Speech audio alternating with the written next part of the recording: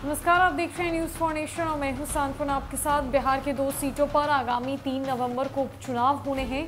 जहां भाजपा ने पहले ही अपने प्रत्याशियों का ऐलान कर दिया, तो वहीं आरजेडी की तरफ से भी दोनों सीटों पर अपने प्रत्याशियों का ऐलान हो चुका है। खास बात तो यह है कि महागठबंधन की इस सरकार में आरजेडी ने अपने उम्मीदवारों को दोनों सीटों पर उतार दिया है, यानी कि कांग्रेस और जदयू के उम्मीदवार नहीं बल्कि आरजेडी के ही उम्मीदवार दोनों सीटों से चुनाव लड़ेंगे। जहां एक तरफ गोपालगंज से आरजेडी ने मोहन प्रसाद गुप्ता को टिकट दिया है, तो वहीं दूसरी तरफ मोकामा से पूर्व विधायक अनंत सिंह की पत्नी नीलम देवी को आरजेडी की तरफ से टिकट मिला है।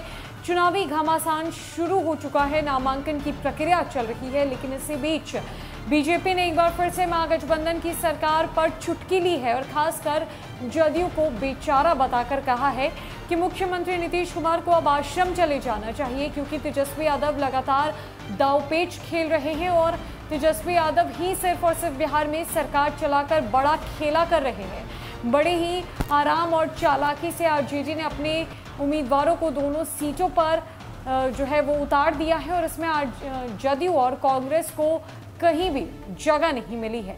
बीजेपी ने इस पर कहा है कि जहां एक तरफ कांग्रेस बिहार के युवराज के कहार है, तो वहीं दूसरी तरफ जदयू जो सीएम नीतीश की पार्टी है उसे अब आश्रम चले जाना चाहिए, क्योंकि ये सरकार तो आरजेडी की लग रही है जिसे सिर्फ और सिर्फ तेजस्वी यादव चला रहे हैं। बाकी इसमें कोई और दूर दूर तक नजर नहीं आ रहा है।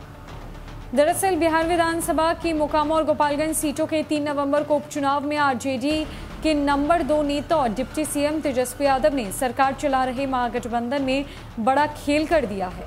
तमाम अनुमान और कयास को बोगस साबित करते हुए तेजस्वी ने दोनों सीटों पर आरजेडी कैंडिडेट को खड़ा कर दिया है, जिससे जदयू और कांग्रेस दोनों की उम्मीदों पर पानी फिर चुका है। बीजेपी ने इस पर चुटकी ली है और कहा है कि कांग्रेस तो बिहार में युवराज की कहार है, जबकि नीतीश कुमार आश्रम जाने की तैयारी में है। मोकामा विधानसभा सीट आरजेडी की सीटिंग सीट थी, लेकिन गोपालगंज सीट पर 2020 का चुनाव कांग्रेस लड़ी थी। चूंकि राज्य में 2 सीट पर उपचुनाव हो रहा है, तो सरकार में दूसरे नंबर की पार्टी जदयू भी एक सीट लड़ना चाहती थी, लेकिन मुख्यमंत्री नीतीश कुमार की पार्टी जदयू को आरजेडी की चाहत के आगे झुकना पड़ा। मोकामा से आरजेडी के टिकट पर अनंत सिंह जीते थे, जिनकी सदस्यता कोर्ट से सजा मिलने के बाद चली गई। गोपालगंज सीट बीजेपी से लगातार चौथी बार जीते सुभाष सिंह के निधन से खाली हुई है। बीजेपी ने गोपालगंज सीट से सुभाष सिंह की पत्नी कुसुम देवी को और मोकामा से जदयू से इस्तीफा दे चुके बाहुबली ललन सिंह की पत्नी सोनम देवी को टिकट दिया है। आरजेडी ने मोकामा से छोटे सरकार के नाम से मशहूर बाहुबली अनंत सिंह की पत्नी नीलम देवी को और गोपालगंज के वैश्य समुदाय के मोहन प्रसाद गुप्ता को कैंडिडेट बनाया है।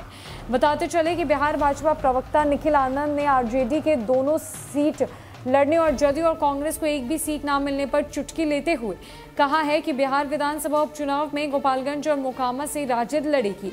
नीतीश जी आश्रम जाने की तैयारी में लगे हैं, तो स्वाभाविक तौर पर जदयू नतमस्तक है। अब बिहार में कांग्रेस के लिए राजद का झोला झंडा उठाने, ताली पीटने और युवराज का कहार और पालकी ढोने का काम ही बच गया है।